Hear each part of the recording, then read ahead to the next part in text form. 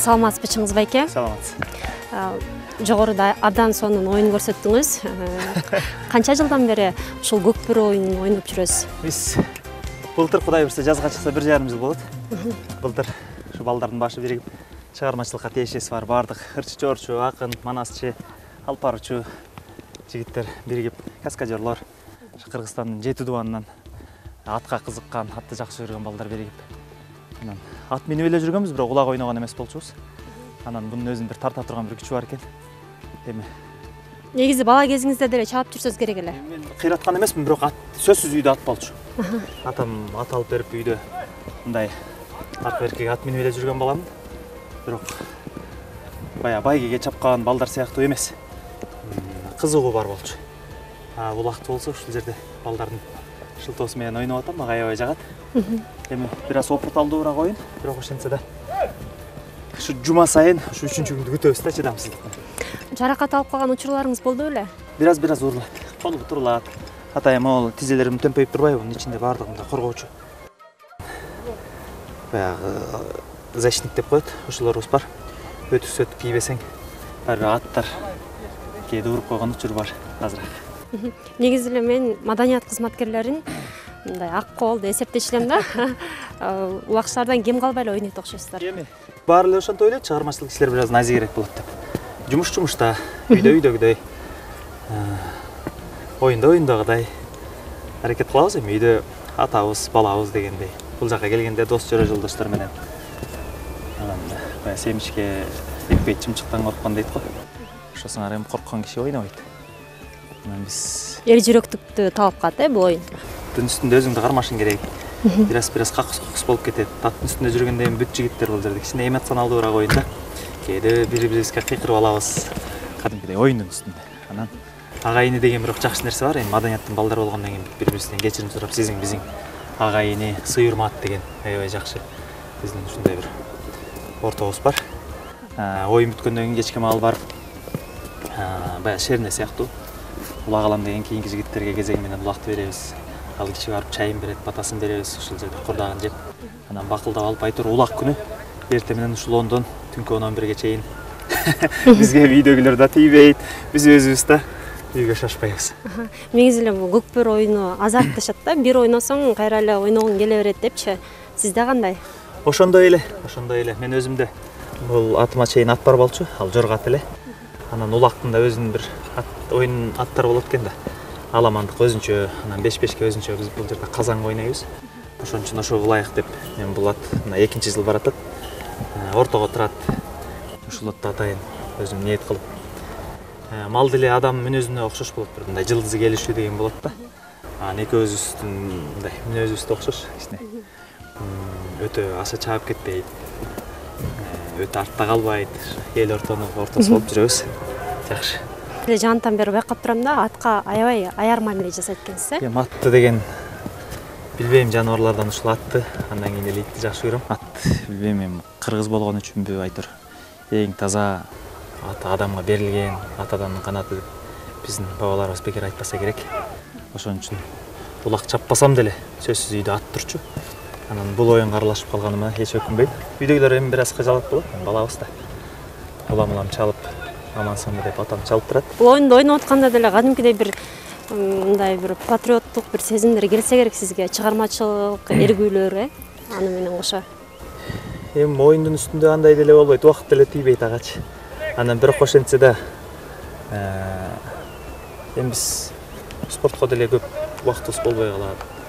Аттын ушул улактан кийин эртеси күнү бүт дене башың боюң ооруп болгондо да мындай жагымдуу оору болот да.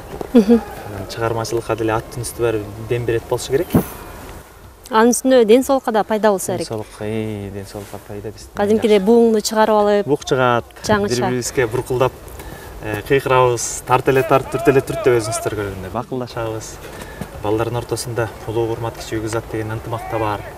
Айтор баардыгын текше алып кеткенге себеп бул жерде сөз баалаган манасчыларыбыз бар, ал кишилердин улуу баянын угабыз. Төкмө акындар бар, ал кишилердин ырын угабыз, тамаша сөзүн угабыз. Анан баягы илгери деле ой тиги атабыз монтип айткан экен, тиги атабыз менен маяк курганда момук экен деген сөздөрдү ушундай эле жерлерден көрсө бири-бирине кайым айтышып, тамашалашып, тийишип, кыйыр мааниде сүйлөшкөндөрүнөн калат экен деп койдум. Биздин ортобузда да аябай сонун сөздөр болот. Өзүбүздүн Көкбөрү маданият деген группабыз бар WhatsApp'та. Ал жакта да кыраан катку күлкү, кээде кызуу ырсаттар башталганда түнкү 1-2 чейин жазышып кетебиз. Айтор бул оюндун артынан көп бир туугандарды таптык. Досторду таптык, ага-инелер менен. Ушундай. Атыңыз тууралуу айта кетсеңиз, аты ким, канча жашта? Атым жазга 3 асый болот. Ошондо 6 жаш болот. Мага келгенде Патрон деген ат менен келген. Анан мен өзүм кыргызча эле Көкжал деп ат коюп койгом. Буга чейин менин айылда да көк атым бар эле. Анда биздин ушул үй тиричилигибизге айтор ак жолтой ат болчу да.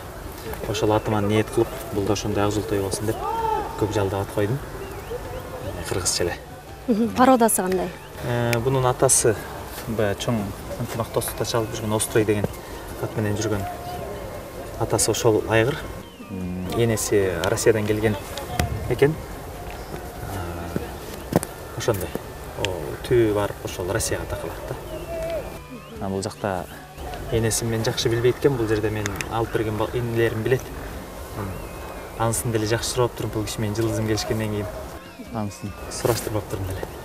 Мындай жолшо окшойт да, оюнга чыккандан кийин өзүнүн өзгөлүгүн көрсөтөт экен, Үйдөгүдөй мен ушундай атты жакшы көрөм. Үйдөгүлөр деле баягындай өтө эле аша чаап чекшендей берген атты деле сүйө бербейм. Эми жылкынын мүнөзү болот деңизчи, ошого жараша деле. Бул атым жакшы жоош. Сарайда жакшы турат. Чыгып чапсаң чабат. Ар нерсе өзүнүн орду менен да.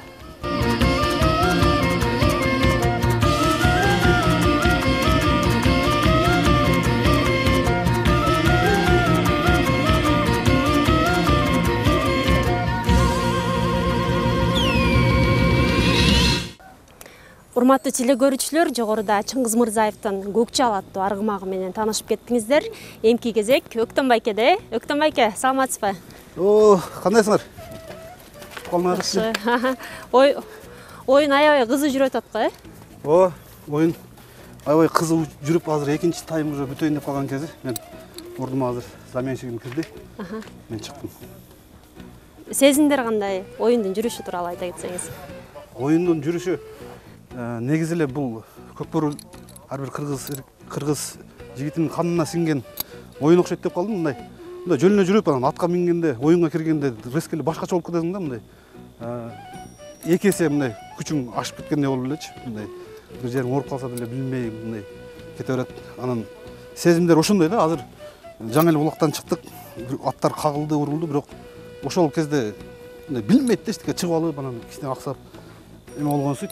Бирок эми бул оюн да, анан ушунусу менен кызык, ушунусу менен баягы не деп коет эле, бул ар бир эми кыргыз жигити ойной турган оюн да негизичи. Ошо көпчүлүктүн катарында мага да жагат. Мен ошентип ойноп жүргөн кезим.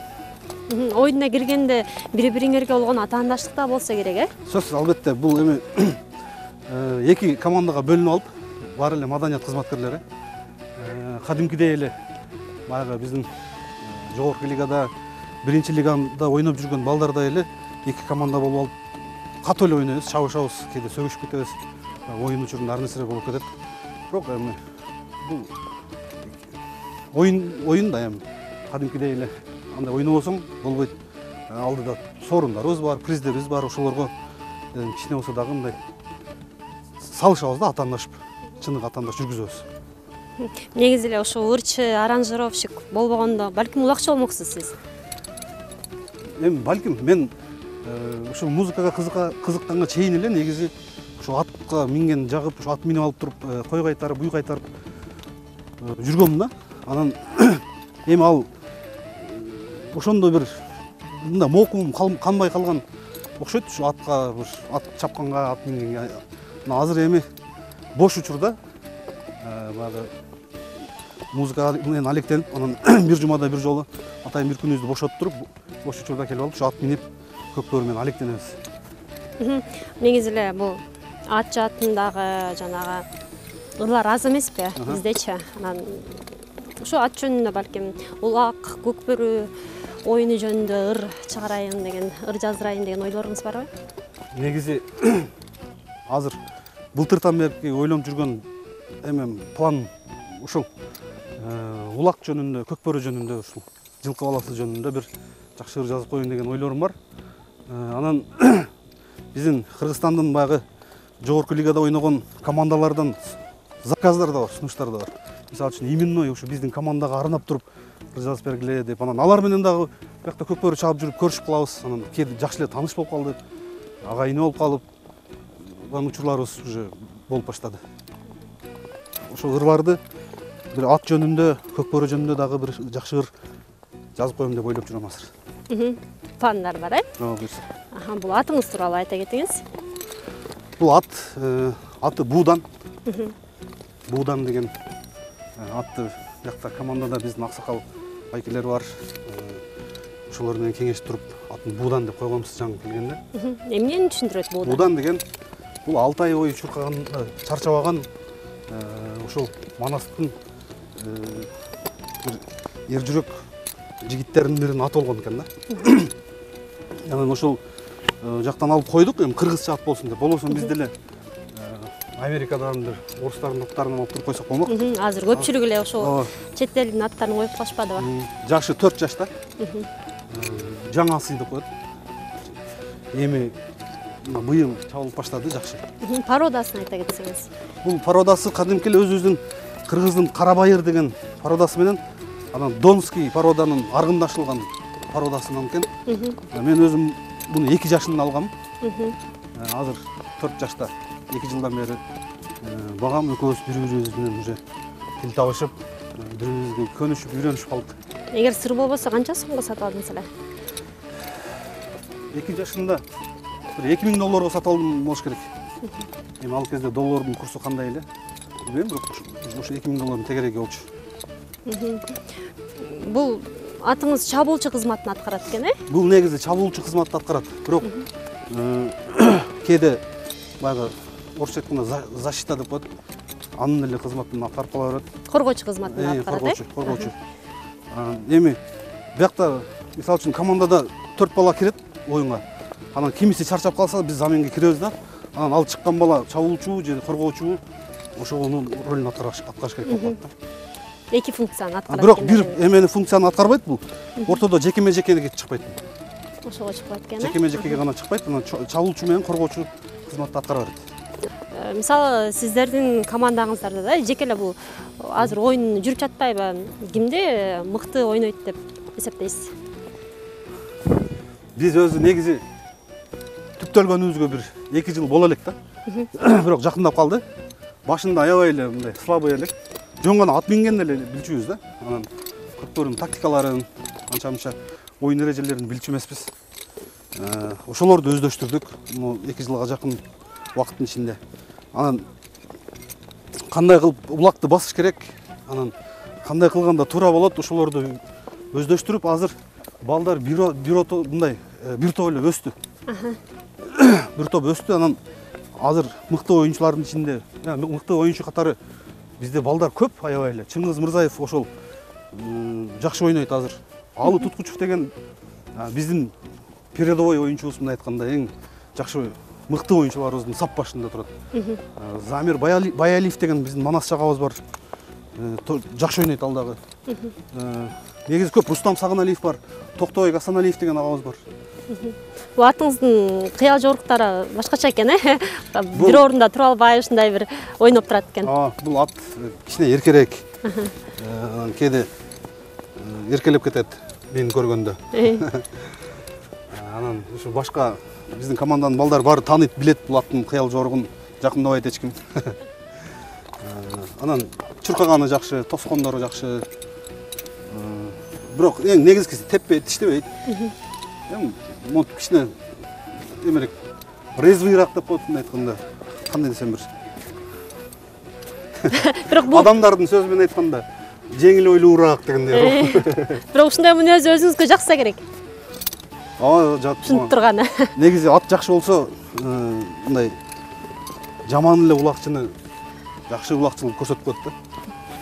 Ошон үчүн бул ат менен мен экөөбүз төккөрүшөбүз да, бир ат жакшыраак, мен өзүм слабыйраакмын. Анан жагат негизи кыял жоругу. Өтө ашыкча деле жаман жери жок. Өзүмө жагат. Бул атыңызды саяпкерлер карайт да, ипподромдо. Ооба, бул жерде атайын ат баккан биздин балдар бар. Замир деген жигит бар, ипподромдо 7-чи сарайда. Ошолорго ай сайын мен акчасын төлөйм, алар жем чөбүнө, бул кандай чөп жеш керек, кандай жем жеш керек, бир күндө канча килограмм жем жеш керек, анан аны жибитип жеш керек, же тарттырып бериш керекпи, баарын өздөрү ошону эме кылат, берет. Эмеси менен убакыт сааты бар, режим деп коет. Такалайт, күндө алып чыгып алып, биякта казан, тай казандарга алып барат, бир сыйра минишет. Жибитип турушат, кыскасы. суутуп. Мен бир жумада өзүм бир келип, ушинтип булак чабып. Негизи убактым болгондо эле келип өзүм деле мине берем. Көпчүлүк учурда ушул Замир деген бала карайт, жакшы карайт. Караган үчүн саяпкерге акча төлөсөз керек. Ооба. Канча сом төлөйсүз? Азыр негизи 10 000 сомдон 15 000 сомго чейин барып коет. Ар кандай.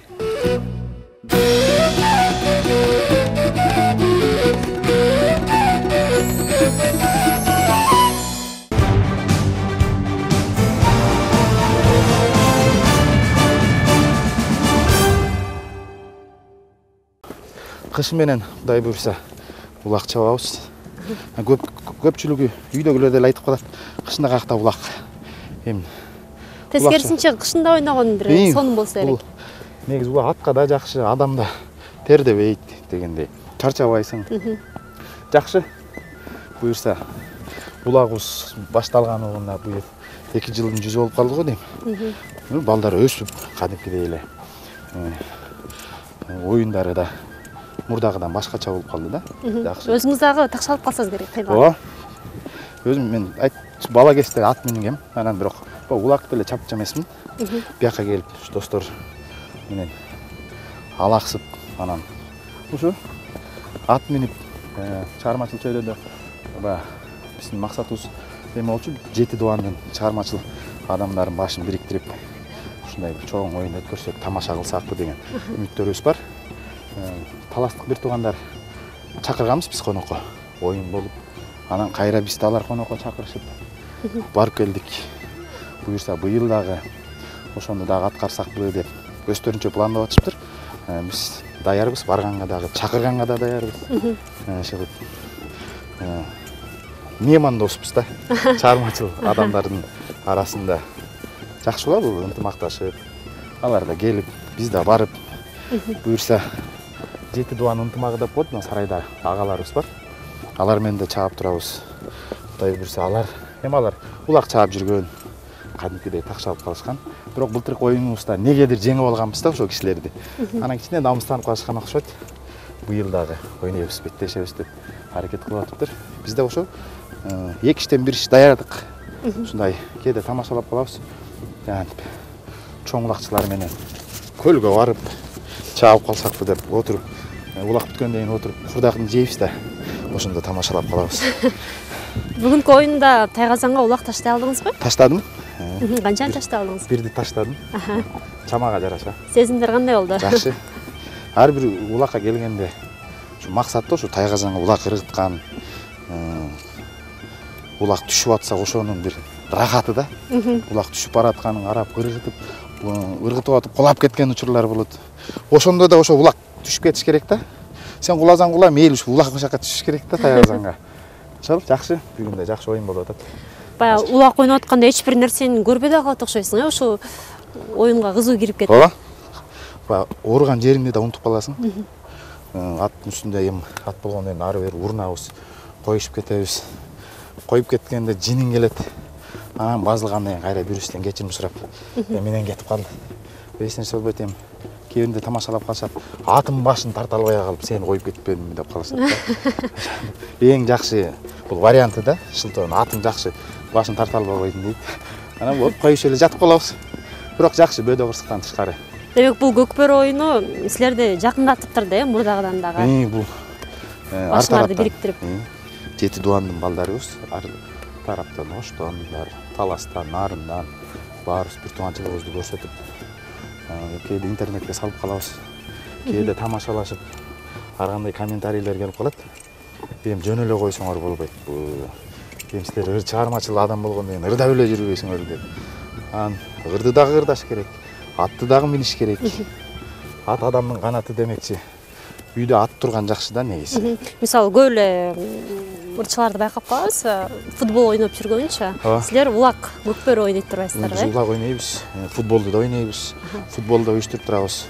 Азыр күн суукка байланыштуу футбол ойнолбой калып атат. Так биз ушул эле ушул улак тарткан балдар чогулуп алып футболду ойнойбуз.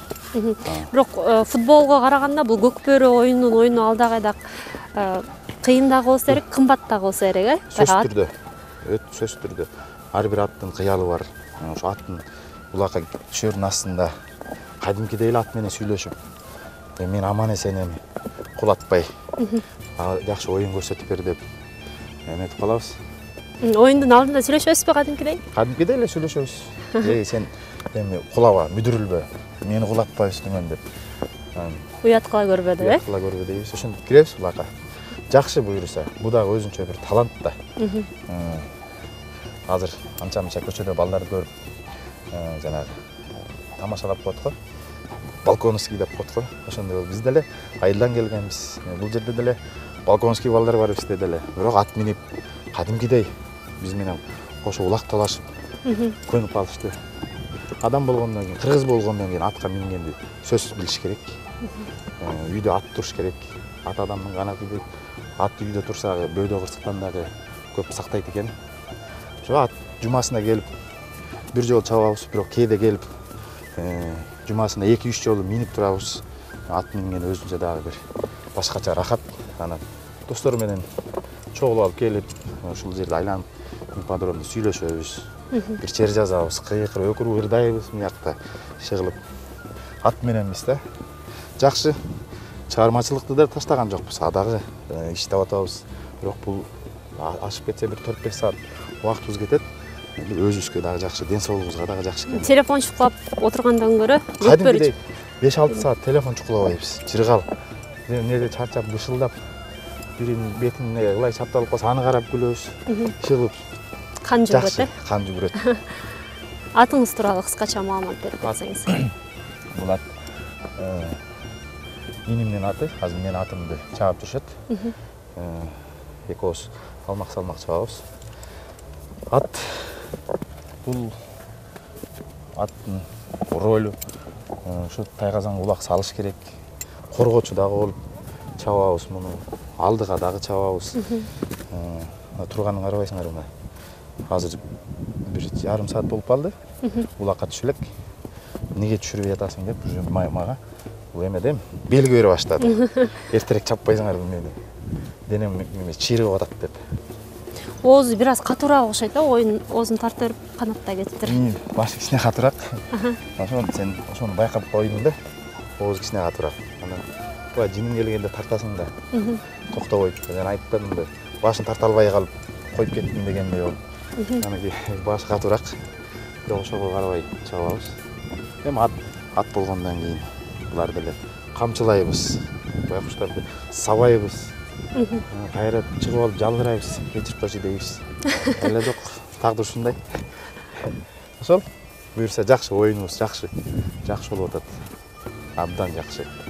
Бул кыргыз болгондон кийин ат миниш керек. Ар бир инсан кыргыз болгондон кийин мен ушуну каалайт элем да. Ошо ат минип, бул ден соолукка дагы пайдалуу экен. Өтө жакшы. Бөөдө кырсыктан аман эсен чапканыбызга сүйүнөбүз.